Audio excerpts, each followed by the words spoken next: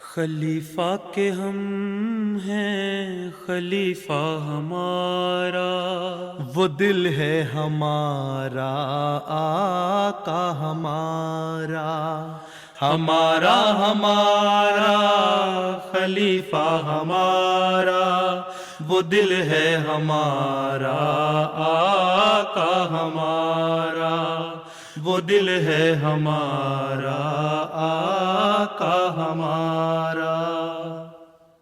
Assalamu alaikum and welcome back to This Week with Huzur. We are honored to present highlights from two mulaqats with delegations of Khadam from Holland and the USA. We begin with Sunday's mulaqat, where Hadrat Khalifatul Masih Ayyadahullah Ta'ala bin Nasrihil Aziz graciously met with members of Majlis Khudam al-Ahmadiyya from Holland. Last Sunday, the National Amla and Qaideen of Majlis Khudam al-Ahmadiyya Holland had the blessing of having a mulaqat with Hazrat Khalifatul Masih V, Ayyadahullah Ta'ala bin Nasrihil Aziz. The Khudam all had the opportunity to introduce themselves and present updates on their departments and seek Hazrat Amirul Mu'mineen's guidance. One of the Khudam who served as Secretary Umumi received guidance in relation to his department. عمومی کام ہے کہ جو جماعتی property ہیں ان کی security کا خیال رکھنا، آج کل کے حالات میں نمازوں کے وقت سیکیورٹی کا خیال رکھنا، جلسوں پہ اجتماعوں پہ سیکیورٹی کا خیال رکھنا، اور عمومی طور پر نظر رکھنا ارد گرد، یہ ساری چیزیں آپ لوگوں کا کام ہے۔ وہ تمہیں اتفاق ہو؟ جی اچھا، کتنے اتفاق ہیں؟ تو لاسٹ اپڈیٹ کے مطابق 198 ہے۔ نئے فارم شامل نہیں ہوئے کوئی؟ جی حضور اس پہ بھی کام ہو رہا ہے۔ اچھا جی جی کیا کام ہو رہا ہے؟ حضور لوگوں کو تحریک کر رہے ہیں کہ بچے زیادہ پیدا کریں۔ حدیث میں آیا نا کہ مسلمان وہ ہیں جو اپنی تعداد بڑھاتے ہیں زیادہ، عام صلی اللہ نے پسند فرمایا ہے زیادہ اولاد کو۔ آج کل یہاں فیملی پلاننگ میں اولاد ہی نہیں پیدا ہوتی۔ میرا نام نداء ظفر ہے اور مجھے بطور محتمم تربیت کام کرنے کا موقع مل رہا ہے۔ اچھا ماشاء اللہ، کیا تربیت کرتے ہیں؟ نمازوں کی پابندی اور اچھا، اللہ تعالیٰ سے عملہ والے کتنے ہیں جو 5 نماز باجماعت پڑھتے ہیں؟ جی سارے 5 نماز پڑھتے جی باجماعت نہیں، باجماعت کا فکر نہیں ہے، 5 نمازوں کا۔ 5 نمازیں تو پڑھنی ہیں، اگر نہیں پڑھیں گے تو عملہ سے باہر ہو جائیں گے۔ جی بالکل، باجماعت پڑھنے والے کتنے ہیں؟ وہ اس طرح فکر نہیں ہے۔ بعض لوگوں سے پوچھنے کے بجائے پہلے عملہ سے پوچھو، جی ٹھیک ہے۔ ہیں؟ جی حضور، نیشنل عملہ پھر مقامی عملہ، جی حضور، اگر یہ لوگ نمازی ہو جائیں تو باقی سب بھی ہو جائیں گے۔ جی بالکل، ٹھیک ہے؟ جی حضور آج کل ہم دیکھ رہے ہیں کہ کچھ خدام نیکلیس، بریسلیٹ اور چینز پہننے لگے ہیں اور دنیا کو دیکھ کر یہ رجحان بڑھتا جا رہا ہے۔ زیورات پہننا ہے، یہ چیزیں، یہ تو فیشن ہے بلا وجہ کے۔ اگر محترم تربیت جو ہے وہ صحیح ہے اور آپ کا سیکرٹری تربیت جماعت کا صحیح ہے اور لجنہ میں تربیت والے صحیح ہیں اور انصار میں تربیت والے صحیح ہیں، تو اس قسم کی فیشن کی والی عادتیں نہیں پڑیں گی۔ کتنے لوگ ہیں پہلے یہ دیکھیں نا، ٹھیک ہے؟ ان کو بچوں کو بتائیں کہ اللہ تعالیٰ نے جو سجاوٹیں ہیں نا اس طرح کی، ان کو غلط کہا ہے۔ انگوٹھی پہن لیتے ہیں علیہ السلام کی، ٹھیک ہے، بعض لوگ کہتے ہیں جی ہم نے علیہ السلام کا بریسلیٹ بنایا ہوا ہے، لیکن بہتر یہی ہے کہ سجاوٹوں کے بجائے مرد کو مرد بن کے رہنا چاہیے، ٹھیک ہے؟ اور اسی سے پھر دوسری عادتیں پڑتی ہیں، وہاں ٹیٹوئنگ وغیرہ کا بھی رواج بہت زیادہ ہے ہالینڈ میں، اسی طرح پھر عادتیں پڑتی ہیں، پھر وہ ٹیٹوئنگ کا شروع ہو جاتی ہے، پھر وہ اپنے بازو چھلانے لگ جاتے ہیں، کبھی مختلف جسم کے حصوں میں کھدوانے لگ جاتے ہیں، ٹیٹو کروانے لگ جاتے ہیں۔ تو ان کو تربیت کی ضرورت ہے، ان سے سمجھاؤ کہ اسلام کیا کہتا ہے مرد کے لیے کیا ذمہ داریاں ہیں، یہ سجاوٹیں یہ عورتوں کے لیے ہیں، اس لیے تم مرد بنو اور تمہارے جو کام ہے وہ کرو۔ وہ کیا کام ہے کہ خدا سے تعلق پیدا کرو اور اسلام کو پیغام دنیا میں پہنچاؤ۔ خدام کی تربیت ایسے نہج پہ ہونی چاہیے ان ملکوں میں، ٹھیک ہے؟ اب محترم اطفال ہیں تو اطفال کی تربیت کریں نا اس نہج سے، تاکہ جو خدام میں جائیں تو ان کو ان باتوں کو پتہ ہو، ٹھیک ہے؟ As the mulaqat concluded, the Khudam had the opportunity to have a picture with Hazrat Amirul Mu'mineen and receive the gift of pens. On Monday, Khudam from Maryland in the United States had the honor of having a mulaqat. The Khudam had traveled especially to pray behind Hazrat Amirul Mu'mineen and were blessed to have a mulaqat which took place in Islamabad. The Khudam all had the opportunity to introduce themselves, after which they were able to ask questions on a range of religious and contemporary issues affecting the youth. آج کل کے دور میں احمدی نوجوان ہر طرف دنیاوی دلچسپیاں اور ظاہری چمک دھمک سے گھرے ہوئے ہیں۔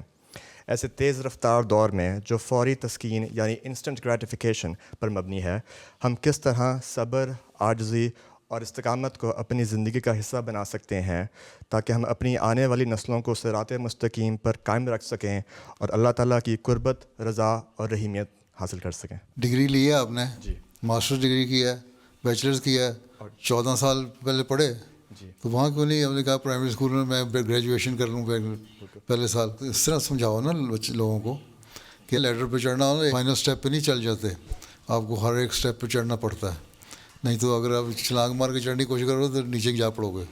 اسی طرح روحانیت کا مقام ہے، جب آپ اوپر چڑھنے کی کوشش کرو گے، ایک دم کہو گے میں 2 نمازیں پڑھ لی آج ولی اللہ بن جاؤں، تو اس طرح نہیں بنتے۔ اللہ تعالیٰ نے تو قرآن شریف میں کہا ہے کہ تم جہاد کرو میرے راستے میں، تو کوشش کرو، جہاد کرو، یو اسٹرائیو ہارڈ، دین میں تمہیں کامیابی دوں گا۔ اس لیے ان کو سمجھانا چاہیے کہ مذہب جو ہے نا اس کو بھی اس یارڈ اسٹک سے ناپو کہ ہم نے جس طرح کوشش کرتے ہیں دنیاوی معاملوں میں، اسی طرح دین کے معاملے میں کرنی ہے، ٹھیک ہے؟ اور اللہ تعالیٰ ایک دن میں نہیں مل جاتا، اللہ تعالیٰ کہتا ہے جہاد کرو میرے راستے میں۔ اور جہاد کیا ہے؟ اللہ تعالیٰ نے قرآن شریف میں فرمایا کہ پہلے میری باتیں مانو، پھر میں تمہاری بات سنوں گا۔ تو اللہ کی بات کیا ہے؟ اللہ کی عبادت کرو۔ کیا آپ لوگ سارے 5 وقت نماز پڑھتے ہیں؟ اچھی طرح نماز پڑھتے ہیں؟ حضرت صلی اللہ علیہ وسلم مسجد میں بیٹھے ہوئے تھے، اپنے ایک گروپ کے ساتھ باتیں ہو رہی تھیں، ایک صحابی آئے، انہوں نے نماز نہیں پڑھی تھی، کرنے میں کھڑے ہو کے نماز پڑھی انہوں نے، پھر آ کے مجلس میں بیٹھنے لگے، وسلم کے وسلم تو انہوں نے نماز ٹھیک نہیں پڑھی، جاؤ دوبارہ پڑھو۔ وہ دوبارہ پڑھ کے آگے دوبارہ انہوں نے کہا نہیں تو ابھی بھی تو انہیں ٹھیک نہیں پڑھی، دوبارہ پڑھو۔ 3-4 دفعہ ان سے نماز پڑھوائی۔ ان سے کہا حضور مجھے تو اس سے زیادہ نماز پڑھنی نہیں آتی، کس طرح پڑھو؟ انہوں نے کہا ٹھہر ٹھہر کے آرام آرام سے اللہ کو سامنے رکھ کے دعا کر کے پھر پڑھو، تو وہ نماز ہوتی ہے۔ تو آپ یہ دیکھیں، آپ ہم اس طرح نمازیں پڑھتے ہیں، اس کے بعد پھر یہ کہ نفل پڑھو، پھر اللہ تعالیٰ ذکر الہی کا اس کو کرو، پھر اللہ تعالیٰ نے قرآن شریف میں بہت ساری حکم ہے، ان کو عمل کرو، کوائٹ نمبر آف کمانڈمنٹس، کوشش کہتے ہیں 500 700 1200، تو ان پہ دیکھو لوگوں کے رائٹس جو ہیں وہ بھی ادا کر رہے ہیں کہ نہیں، اللہ کا رائٹ جو ہے ادا کر رہے ہیں کہ نہیں۔ تو وہ جب ساری چیزیں ہو جائیں گی پھر ایک ترقی کی منزلیں چاہتی ہیں، پھر اللہ سے تعلق پیدا ہوتا ہے۔ نہیں تو ابھی تو آدمی پرائمری اسکول اسٹوڈنٹ ہی ہے، جی، جب تک یہ چیزیں حاصل نہ ہو جائیں، ٹھیک ہے؟ اب گریڈ 12 میں جو گیا کہتے ہیں میں گریڈ 12 سے جا کے ایک دم مجھے بیچلرس کی ڈگری مل جائے، تو نہیں مل سکتی، بالکل ٹھیک ہے؟ کہ میں بڑا ہوشیار ہو گیا ہوں، میں نے گریڈ 12 میں یہ گریڈ لے لیے تو میں پتہ نہیں کیا چیز بن گیا ہوں، کچھ نہیں بن گئے جب تک وہ اپنا گریجویشن کا کورس 2 یا 3 سال کا پورا نہیں کرتے، پھر ماسٹر ڈگری پوری نہیں کرتے، پھر پی ایچ ڈی نہیں کرتے۔ تو جو بھی اپنی دنیاوی اچیومنٹس ہیں ان کا پینیکل جب تک نہیں حاصل کرتے، اس وقت تک آپ کو نہیں پوچھا جاتا نا کہ تم کو ماسٹر، تم کو بڑے کو پوٹینشیل لیکن اس کو استعمال کر کے سامنے نہیں آیا لوگوں کے۔ اسی طرح دین کا معاملہ ہے، اگر آپ کے اندر پوٹینشیل ہے بھی دین سیکھنے کا، جب تک اس کو استعمال نہیں کرو گے صحیح طرح اور اللہ کی باتیں نہیں مانو گے، تو اس طرح تو صرف گریٹیفیکیشن سے کام تو نہیں بن جاتا۔ جس طرح صبر کرتے ہو نا پرائمری سے لے کے بیچلرز کرنے تک 14-15 سال، اسی طرح یہاں بھی صبر کرو، ٹھیک ہے؟ اور سیکھو۔ بیچ میں 4 نمازیں پڑھ کے رمضان کا 1 مہینہ 5 نمازیں پڑھ کے کہہ دیا کہ ہم نے اللہ تعالیٰ کو دیکھا نہیں، دیکھنا کہاں سے؟ 1 مہینے میں تو نظر آئے گا اللہ بھی، ہاں؟ اللہ تعالیٰ کہتا ہے مجھے دیکھنے کے لیے میری مانو۔ انہی رمضان کی روزوں کی آیتوں میں اللہ تعالیٰ نے فرمایا ہے کہ مجھے پہ ایمان بھی پکا کرو اور پھر میرے سے مانگو، پھر میں تمہاری سنوں گا، انشاءاللہ۔ ٹھیک؟ جزاک اللہ۔ میرا سوال ہے، کیا مرنے والے کی روح کو موت کے بعد کوئی شعور یا علم ہوتا ہے؟ مثال کے طور پر کیا روح اس بات سے واقف ہے کہ اس کے پیاروں کے ساتھ کیا ہو رہا ہے؟ تم نے فلاسفی اور ٹیچنگ آف اسلام پڑھی؟ نہیں حضور۔ نہیں پڑھی، اس کو غور سے پڑھو نا، اس میں جواب آ گیا اس کا۔ ٹھیک ہے۔ موت کے بعد روح اس جسم سے علیحدہ ہو جاتی ہے اللہ تعالیٰ کے پاس، اور وہاں اللہ تعالیٰ اس کو ایک نیا جسم دیتا ہے، وہ جسم یہ جسم نہیں ہوتا، ٹھیک ہے؟ تبھی تو اللہ تعالیٰ کہتا ہے جو جہنم میں جانے والے ہیں ان کو جلایا جائے گا، ان کی جلدیں جل جائیں گی، پھر ان کو نئی جلد ملے گی، پھر جلائیں گے سزا ملنے کے لیے، جو بہت زیادہ گناہ گار ہیں۔ تبھی ہو سکتا ہے نا، یا جو جنت میں جانے والے ہیں وہ انجوائے کریں گے. تو وہ ایک اور جسم ہے جو حضرت مسیح علیہ السلام نے اس کی بڑی تشریح وضاحت سے کی ہوئی ہے اسلامی اصول کی فلاسفی میں، کہ یہاں سے جانے کے بعد ان کو جسم مل جاتا ہے اور ان کو اللہ تعالیٰ بتا بھی دیتا ہے کہ تمہارے لوگ جو تمہارے لیے دعائیں کر رہے ہیں وہ تمہارے پہنچ رہی ہیں تمہارے درجات کی بلندی کے لیے. اس لیے حدیث میں آیا کہ جب فوت ہو جائے بندہ تو کم از کم 40 دن اس کی قبر پہ جا کے دعا کرو، اس کے قریبی رشتہ دار، تاکہ اللہ تعالیٰ اس کے درجات بلند کرے.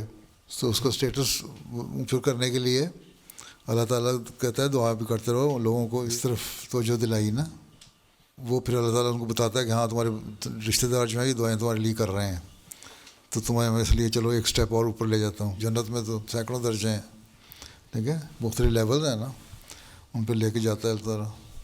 باقی یہ ہے کہ پیاروں کے ساتھ کیا ہو رہا ہے، اگر اللہ کی مرضی ہے یہ بھی ان کو بتا سکتا ہے کہ یہ لوگ تمہارے اچھے کام نہیں کر رہے، اس لیے ان کو تو میں اس میں برے حال میں ہے. یعنی بعض لیے لوگوں کو بعض خوابوں میں آ جاتے ہیں لوگ، بعض لوگ ایسی خوابیں سناتے ہیں اپنی کہ ہمیں اپنا ہمارا فلاں قریبی ہمارا پیارا ہمیں خواب میں آیا اور اس نے کہا کہ تم یہ کام غلط کر رہے ہو، اس کو ٹھیک کرو، اللہ تعالیٰ ناراض ہے تمہارے سے. تو اس کا مطلب اللہ تعالیٰ نے اس کو بتایا ہوگا نا. تو پھر اللہ تعالیٰ نے ایک یہ سسٹم بتایا، یہ تو نہیں کہ کوئی فزیکل باڈی سامنے آ جاتی ہے ہیں. تو یہ جو طریقہ ہے اللہ کا پیغام دینے کا ہے، اس میسیج کے ذریعے سے آ جاتے ہیں، پتہ بھی لگ جاتا ہے. ٹھیک جی، جزاک اللہ حضرت. میرا سوال ہے، ہم حضرت مسیح موعود علیہ السلام اور خلفاء کی کتابیں پڑھنے کی عادت کیسے ڈال سکتے ہیں؟ بچپن میں کامکس پڑھتے تھے یا ناولیں پڑھتے ہیں، یہ کس طرح عادتیں ڈالی تھیں؟ جس طرح وہاں پڑھنے کی عادت ڈالی تھی اس طرح ایک وقت رکھو. پہلے تو کرے قرآن شریف پڑھنے کی عادت ڈالو. جی پہلی چیز یہ قرآن کریم، جی اس کو پڑھو، اس کی کمنٹری پڑھو، ٹرانسلیشن پڑھو. اس میں بہت ساری باتیں پتہ لگیں گی اور بہت ساری باتیں ایسی ہوں گی جو سمجھ نہیں آئیں گی. ان کو سمجھنے کے لیے پھر کتابیں حضرت مسیح علیہ السلام کی پڑھو یا خلفاء کی تفسیریں پڑھو. اب تو بڑا آسان ہو گیا معاملہ. الاسلام پہ ساری قرآن کریم ہے نا، ویب سائٹ پہ جاؤ تو وہاں قرآن کی جو اپلیکیشن ہے وہ کھولو ہیں، اس پہ آیت آ جائے گی کوئی یا صورت آ جائے گی، اس کو دوبارہ کلک کرو تو اس کے کارنر پہ آ جائے گا تفسیر، کومنٹری. اس کومنٹری کو دوست پہ لکھا ہوگا حضرت مسیح علیہ السلام کی کومنٹری، خلیفہ اول کی کومنٹری، خلیفہ ثانی کی، خلیفہ رابع کی، یا بعد میں تقریروں، انہیں سے پھر تمہیں ریفرنس مزید مل جائیں کہ بعد کے خلفاء نے بھی تقریریں کی ہوئی ہیں. ٹھیک ہے، اور ان میں تقریروں میں ان آیتوں کو پتہ لگ جاتا ہے. تو جب پڑھو گے تمہیں تو کتابیں پڑھنے کا شوق پیدا ہو. جب وہ کومنٹری پڑھو گے، ان کومنٹریز میں ہی کتابوں کے ریفرنسز ہیں، تو اس میں تمہارا انٹرسٹ ڈیولپ ہوگا. دوسرے یہ ہے کہ بعض دفعہ تم ساری کتاب نہیں پڑھ سکتے. اب اردو والوں کے لیے تو ریفرنس مختلف ٹاپکس کے اوپر دے کے مرزا غلام احمد قادیانی علیہ السلام اپنی تحریروں کی روح سے ایک کتاب ہے، ٹھیک ہے.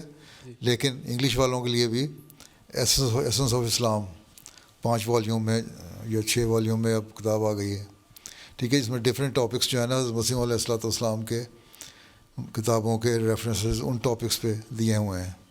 وہ جب تم انڈیکس کھولو گے، اپنے انٹرسٹ کا ٹاپک نکالو گے تو پڑھنا شروع کرو گے، تو اس میں ریفرنس لکھا ہوگا کہ یہ جو ریفرنس ہے، یہ جو پیسج لیا ہوا ہے یہ فلاں بک سے لیا ہوا ہے. پھر تمہیں شوق پیدا ہوگا کہ اس کتاب کو پڑھو. تو اس طرح انٹرسٹ ڈیولپ ہوتا ہے. یہ تو خود کوشش کرنی پڑے گی. اب کہانیوں کی کتابیں کہ تم سارا دن انٹرنیٹ پہ بیٹھے رہو اور سیل فون کو نہ چھوڑو اور اس قسم کی کتابیں پڑھ رہے، یہ دوسری کتابیں ناولیں پڑھتے رہو ہیں، کنڈل پہ جا کے کھولو اور اس پہ ناولیں پڑھنے شروع کر دو. تو کھول کے کتابیں شروع کر دو پڑھنی. کنڈل پہ کتابیں بھی آئی ہوئی ہیں. انٹرنیٹ اور اے آئی کے دور میں ہم اپنے آپ کو کیسے غلط معلومات اور مس انفارمیشن سے کیسے محفوظ رکھ سکتے ہیں؟ اللہ تعالیٰ نے آپ کو دماغ دیا ہوا ہے نا، ماشاء اللہ. آپ جانتے ہیں نا کہ یہ چیز غلط ہے، یہ صحیح ہے، یہ صحیح ہے، یہ غلط ہے. جب آپ دیکھ رہے ہوتے ہیں تو خود جج کریں ہر چیز کو. اللہ تعالیٰ نے تو قرآن شریف میں پہلے ہی فرما دیا ہے. شیطان نے کہا تھا کہ میں انسانوں کو بھڑکاؤں گا. اللہ تعالیٰ نے آدم کو پیدا کیا، اس کو بتایا تھا کہ یہ چیزیں صحیح ہیں، یہ غلط ہیں. شیطان بڑے طریقے سے آیا، جیسا آج کل کا اے آئی دور ہے یا کوئی اور مختلف قسم کی اٹریکشنز دی جاتی ہیں، کوئی انسینٹیوز دیے جاتے ہیں، اس کے آدمی اس کی طرف چلا جاتا ہے. تو شیطان نے کہا تھا میں اس طرح کی باتیں کروں گا تو یہ میرے پیچھے چلیں گے اور صحیح بات نہیں. اور اس نے آدم کو بھی بھڑکا دیا کہ دیکھو تمہیں اللہ تعالیٰ نے کیوں کہا ہے کہ یہ کام نہ کرو؟ اس لیے کہ تم جنت میں رہ جاؤ گے. وہ غلطی ہو گئی آدم سے, اس نے وہ کام کر لیا. اللہ تعالیٰ نے کہا اچھا اب تم زمین میں جا کے رہو. مطلب یہ تھا پہلے بھی آدم زمین پہ ہی تھا, ایک وہ آسمان پہ نہیں تھا, لیکن یہ تھا کہ اب تمہارے پاس دنیا کے لوگوں میں رہ کے تمہارے پاس چوائس ہوں گے, اچھے کام کرنے کے بھی, برے کام کرنے کے لیے. اور اگر تم شیطان کی باتوں میں آؤ گے, برے کام کرو گے تو تمہیں سزا ملے گی. اور اچھے کام جو میں نبیوں کے ذریعے سے, فرشتوں کے ذریعے سے تمہیں حکم بھیجتا رہوں گا, وہ کرو گے تو تمہیں ریوارڈ ملے گا. تو اے آئی ہو یا کوئی چیز ہو, اے آئی میں بہت سارے کام اچھے بھی ہو رہے ہیں. بعض لوگ ترجمے کرنے کے لیے کر لیتے ہیں. آپ لوگ مثلا انگلش کو اردو میں لینے کے لیے, اردو کو انگلش میں کرنے کے لیے استعمال کر لیتے ہیں, آپ کو فائدہ ہو جاتا ہے نا اس کا. اور بہت ساری انفارمیشن اچھی بھی ہیں دنیا میں, ان کو آپ لے سکتے ہیں, اس سے معلومات لے سکتے ہیں. اور انفارمیشن آپ کی ہے, اب تو دنیا میں ہر چیز سامنے آ گئی ہوئی ہے. انٹرنیٹ پہ بہت ساری اپلیکیشن ہیں, انسائکلوپیڈیا آ گئی, ویکیپیڈیا آ گئی, فلاں چیز آ گئی, فلاں آ گئی. تو ان میں دیکھ کے آپ انفارمیشن لے سکتے ہیں اور پھر جج کریں خود ہی کہ کون سی اچھی ہے, کون سی بری ہے, کون سی میرے فائدے کی ہے, کون سی نہیں فائدے کی. اللہ تعالیٰ کہتا ہے میں نے انسان کو دماغ بھی دیا ہے اور علم بھی دیا ہے. اب دماغ کو اور علم کو استعمال کرو اور پھر اس کا بیٹر یوز کرو, وہ ہوگا تو پھر تم میرے قریب آ جاؤ گے. میرا سوال یہ ہے کہ ہم کسی مشکل میں کیسے بتا سکتے ہیں کہ یہ اللہ تعالیٰ سے طرف آزمائش آئی ہے یا سزا آئی ہے؟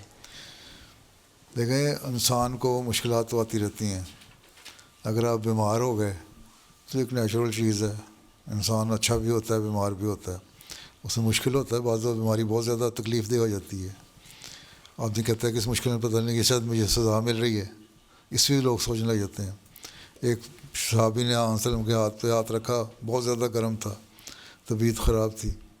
آگے آپ کو بھی بخار لگتا ہے بہت ہوا ہے. انہوں نے کہا مجھے بہت شدید بخار ہے اور مجھے تم لوگوں سے زیادہ تکلیف ہوتی ہے بیماریوں کی. بخار بھی مجھے آتے ہیں اور بہت ساری چیزیں آتی ہیں, لیکن مجھے اللہ تعالیٰ نے برداشت بھی دی ہوئی ہے. میں اللہ کا شکر پھر بھی ادا کرتا ہوں اور اس یہی کہتا ہوں, دعا مانگتا ہوں کہ اللہ تعالیٰ اس بیماری کو دور کرے اور میں کسی قسم کی ناشکری نہ ہو کبھی. ٹھیک, تو اللہ تعالیٰ کہتا ہے کہ تمہاری جو مشکلات آتی ہیں تو ان پہ شکر گزاری کرو. اور اللہ تعالیٰ نے تو قرآن شریف میں فرمایا کہ تمہیں میں مختلف قسم کی مصیبتوں سے, بھوک سے, پیاس سے, تکلیفوں سے, بیماریوں سے, ان سے آزماؤں گا.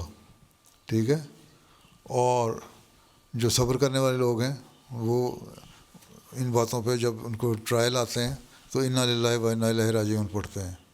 تو تم اگر یہ پڑھو, بعض دفعہ ٹرائل بڑے لمبے ہو جاتے ہیں.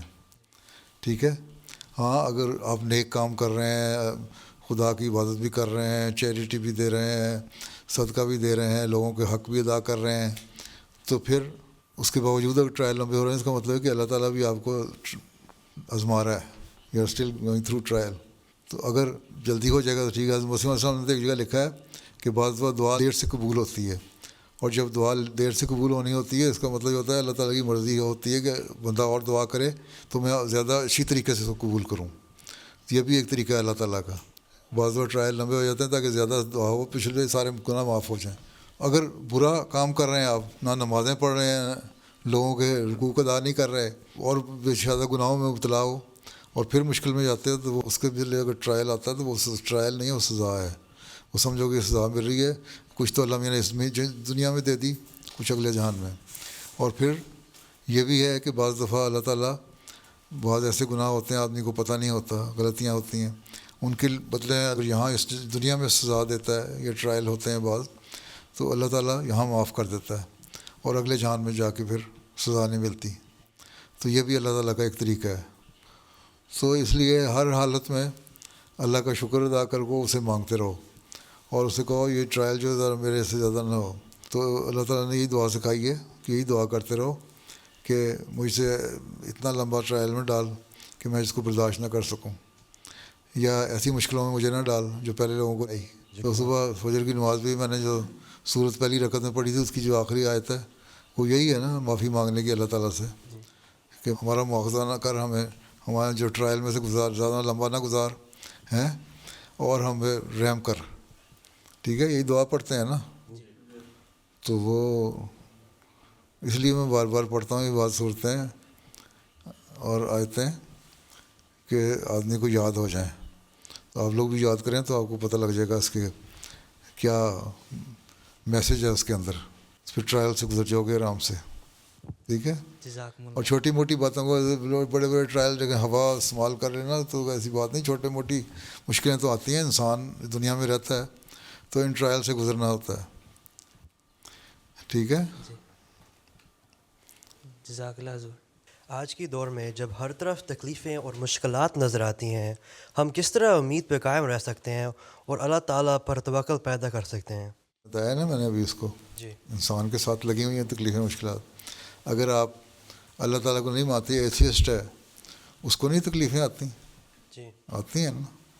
وہ بھی سارے تکلیفوں سے گزر رہا ہوتا ہے نا. جو دوسرے مذہب کے لوگ ہیں ان کو بھی آتی ہیں. جی. ہر ایک گزر رہا ہے. جو پیگن ہے اس کو بھی آتی ہے, جو بتوں کو پوجا کر رہا ہے اس کو بھی آتی ہیں. جی. تو یہ تو ہر ایک کو تکلیفیں آتی ہیں. لیکن جو مومن ہے جب اس کو آتی ہیں تو اس دعا کرتا ہے, اس کو توکل ہوتا ہے کہ میں جو دعا کروں گا یا صدقہ خیرات کروں گا تو اللہ تعالیٰ ان مشکلات کو میرے لیے آسان کر دے گا. جی. مجھے محسوس نہیں ہوں گی, یا اگر ہوں گی تو اس کا ریوارڈ مجھے اگر یہ اس دنیا میں نہیں تو اگلے جہان میں مل جائے گا. ٹھیک ہے. پر چھوڑنا تو میں نے کہیں نہیں, جانا تو اللہ کے پاس ہی ہے. جی. ہیں, اور کوئی راستہ نہیں. ٹھیک ہے. اس لیے اس کو بہرحال اللہ کا ہاتھ پکڑنے کی کوشش کرنی پڑتی ہے. جی. تو جب وہ کرے گا اور اس پہ توکل کرے گا تو اللہ تعالیٰ اس کو ریوارڈ بھی دے گا. جی. ٹھیک ہے. تو اس کے توکل کے علاوہ تو اور کوئی راستہ ہی نہیں ہے نا, اور کوئی جگہ کوئی نہیں. ہمیں کم از کم یہ آسانی ہے کہ ہم یہ سمجھتے ہیں کہ اللہ تعالیٰ جو مرنے کے بعد کی زندگی ہے, جی, لائف آفٹر ڈیتھ جو ہے, اس میں ہمیں کچھ نہ کچھ دے دے گا. ٹھیک ہے. جی. اس ٹرائل میں سے گزرنے سے اسی پہ توکل ہے. باقی ہے کہ اللہ پہ توکل پیدا کرو, اسے دعا کرو تو بعض وہ یہاں بھی اللہ تعالیٰ دے دیتا ہے. ٹھیک ہے. بعض بار لمبا عرصہ چل جاتا ہے. ٹرائل کی بات ہی ہو رہی ہے تو ایک شخص پہ بہت زیادہ مشکلات آتی تھیں. 30 سال تک دعائیں کرتا رہا, اللہ میاں مشکل کو دور کر دے, یہ مسئلہ میرا حل کر دے. اور بزرگ تھا وہ, اور دفعہ اس کو جواب آ جاتا تھا اللہ کی طرف سے کہ نہیں منظور. وہ مانگتا ہی چلا گیا. ایک دن اس کا ایک مرید بھی بیٹھا تھا, بڑا اسٹانچ قسم کا اس کا فالوور تھا. وہ قریب بیٹھا تھا اس کے, دعا کر رہا تھا. اللہ کی آواز آئی نا جب اس بزرگ کو, تو ایسا اللہ تعالیٰ نے اس کو بھی آواز سنا دی. دوسرے آدمی کو جو بیٹھا ہوتا, اس نے اپنے پیر صاحب سے کہا کہ جب اللہ کہتا ہے میں نے نہیں ماننی یہ بات تو کیوں مانگ رہے ہیں؟ کہتا ہے اللہ کے داری ہے, میں اس کے علاوہ کہاں جاؤں, اور اسی پر میرا توکل ہے, کبھی تو مان ہی لے گا. اسی وقت دوبارہ اس کو الہامی کیفیت تاری ہوئی, کشفی کیفیت تاری ہوئی. وہی اس کے بزرگ کے جو ساتھی تھا اس کے اوپر بھی وہی حالت تاری ہو گئی. اور اللہ میں نے کہا تمہاری جو 30 سال میں جو تم نے دعائیں مانگی تھیں میں نے پوری کرنی. تو 30 سال بعد دعائیں قبول ہوتی ہیں. اس لیے توکل تھا اس کو کہ اللہ کے علاوہ کوئی اور جگہ نہیں جہاں میں جاؤں. میرا سوال ہے, جب آج کا سیکولر یعنی لا دینی معاشرہ اسلامی اخلاق پر قائم رہنے والوں کو اختلاف, تنہائی اور دباؤ کا سامنا کرواتا ہے, تو ایک احمدی مسلمان کو کس طرح ثابت قدم رہنا چاہیے؟ معاشرے کا کیا دباؤ ہے کہ آپ ڈانس کریں, آپ شراب پئیں, آپ لڑکیوں کے ساتھ ڈیٹنگ کریں, ہیں؟ یہی دباؤ ہے نا جو لوگوں معاشرے میں آپ یہی دیکھتے ہیں نا, ارد گرد آپ کے انوائرمنٹ میں یہی کچھ ہو رہا ہے نا. ٹھیک ہے. تو آپ اس سے کس طرح بچیں؟ لاہور پڑھو, استغفار پڑھو, ہیں, اللہ کو یاد کرو. ہر وقت یہ دیکھو کہ اللہ تعالیٰ اوپر میرے دیکھ رہا ہے, اللہ تعالیٰ ہر میرے ایکشن کو اور میری ڈیڈ کو دیکھ رہا ہے. ٹھیک ہے. جب دیکھ رہا ہے اللہ تعالیٰ تو پھر انسان جو CCTV کیمرے لگے ہوئے ہیں بہت ساری گناہوں سے بچتے ہیں نا, یہ نہ کروں وہ نہ کروں. آج کل تو ویسے ہی وہ بہت سارے قانون ایسے بن گئے ہیں کہ اگر غلط قسم کی ہو باتیں تو اور CCTV سے ثابت ہو جائے تو آپ کو کیس ہو جاتا ہے. آپ ڈرتے ہیں کہ مجھے کیس نہ ہو جائے. تو اللہ میاں کے CCTV کیمرہ جو لگا ہوا اس سے کیوں نہیں ڈرتے؟ ہر بات جو ہے انفارمیشن اللہ کو جا رہی ہے. ٹھیک ہے. لنک ڈائریکٹ لنک ہے. ٹھیک ہے. دن کو بھی رات کو بھی. یہاں تو جو ہے بعض دفعہ اندھیرے میں, بعض دفعہ اس میں سرویلنس کیمرے جو ہوتے ہیں وہ ڈارکنیس میں پوری طرح وہ پہچان نہیں کرتے. لیکن وہاں جو اللہ تعالیٰ کے وہ تو ہر جگہ دیکھ رہا ہے, اندھیرا ہو روشنی ہو. تو یہ خوف ہو کہ اللہ مجھے دیکھ رہا ہے تو پھر یہ جو معاشرے کے دباؤ ہیں، برائیاں ہیں نا چند ایک، شیطان نے یہی کہا تھا نا کہ میں برائیوں پہ کروں گا. آج کل کی برائیاں کیا ہیں؟ انٹرنیٹ کے ذریعے برائیاں ہیں، عورتوں کے ذریعے سے برائیاں ہیں، شراب کے ذریعے برائیاں ہیں، دوستی کے ذریعے سے برائیاں ہیں، اور غلط قسم کی فلمیں ہیں یا باتیں ہیں، ماحول ہے. اس لیے اللہ تعالیٰ نے قرآن شریف میں فرمایا کہ تمہاری سوسائٹی ہے، تمہارا جو کمپنی ہے، وہ ایسی ہونی چاہیے جو اچھے لوگوں کی ہو، اور لغو چیزوں سے بچ کے رہو. تو جب بچ کے رہو گے تم اور استغفار پڑھو گے، دعا کرو گے، اللہ کا خوف دل میں رکھو گے، تو ثابت ہوگا. اگر کوئی مومن نہیں ہے، ایمان دل میں نہیں ہے، تو پھر شیطان نے کہا تھا میں ورگلاؤں گا، میرے پیچھے لوگ چلیں گے، اس کی بات پوری ہو جائے گی. اچھے اخلاق کیا ہیں؟ پہلی بات تو یہ اللہ کی عبادت کرو. جب عبادت کرو گے تو اللہ سے مانگو کہ میں اچھے اخلاق پہ رہوں. پھر جو سارے اچھے اخلاق ہیں ان پہ قائم کرنا، لوگوں کا خیال رکھنا، غریبوں کا خیال رکھنا، یتیموں کا خیال رکھنا، دوستوں کا خیال رکھنا، برائیوں سے بچنا، زنا سے بچنا. یہی سارا آج کل ماحول، یہی انوائرمنٹ ہے نا سارا جو آپ کو اٹریکشن دے رہا ہے. اس سے بچ کے رہیں. اس کے لیے استغفار اللہ تعالیٰ نے کہا ہے تم استغفار پڑھو تو جو آئندہ گناہ ہونے ہیں اس سے بھی بچاؤں گا میں، اور جو پچھلے ہوئے ہیں ان کو بھی معاف کر دوں گا. Sometimes I feel that I'm not worthy enough to read the Quran or go read namaz. How can I overcome this feeling, and how can I get past it? یہ تو کوئی کہہ نہیں سکتا نا کہ کوئی بھی نیک کام کرنے کے لیے I am worthy of doing this thing.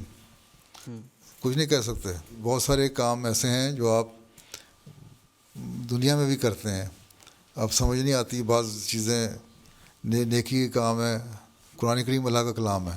اس لیے یہ کہنا کہ میں گناہ گار آدمی ہوں تو میں اللہ کا کلام پڑھوں گا، تو اللہ کا کلام پڑھو گے تو گناہ دور ہوں گے نا.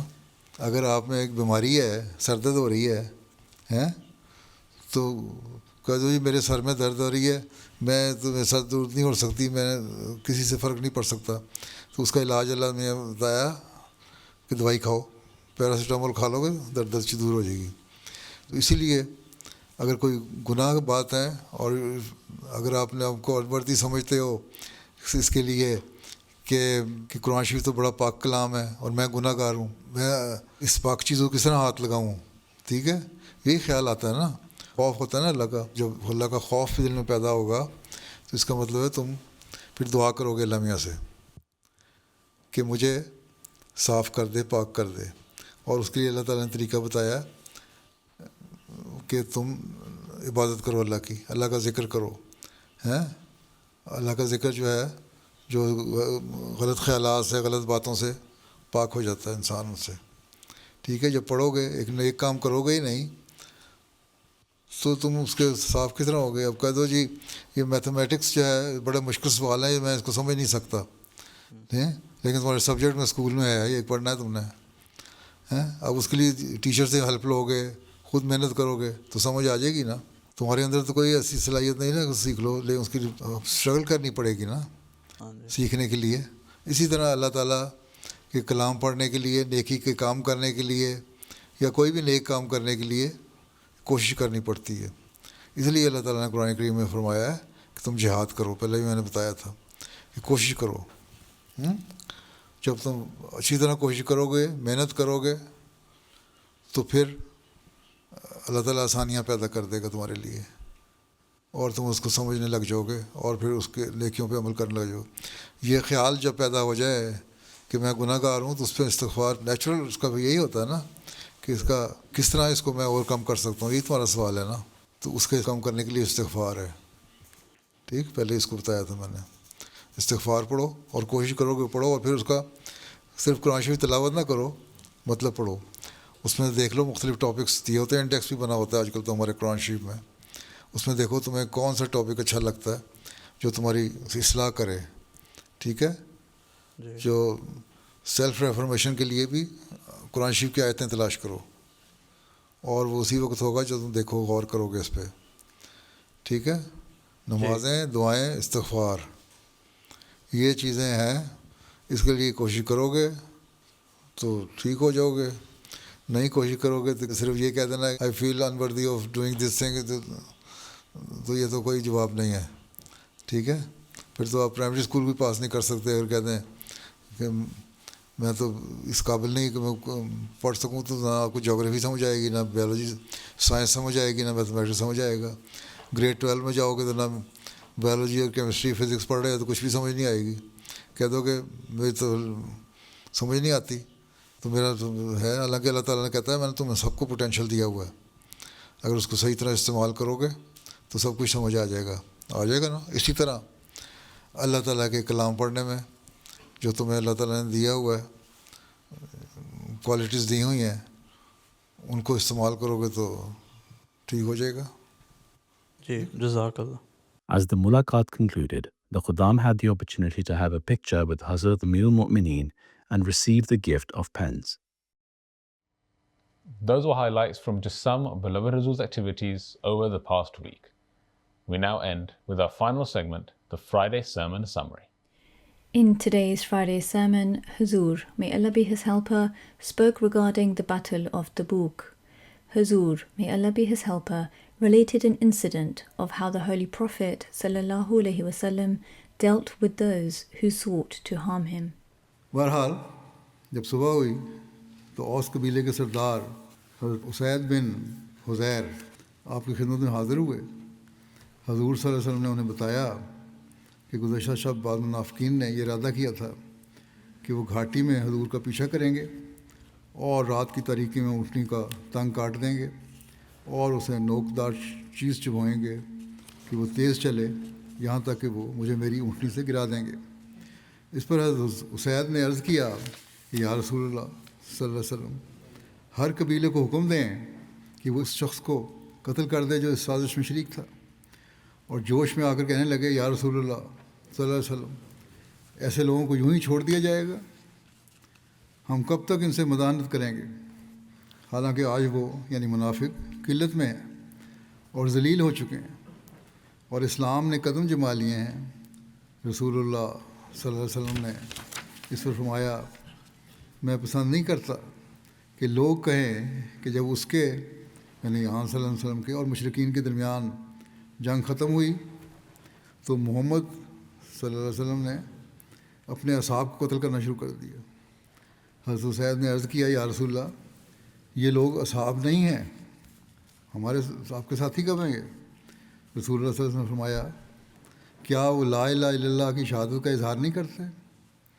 حضرت اسید نے کہا بے شک کرتے ہیں، لیکن ان کی کوئی شہادت نہیں ہے.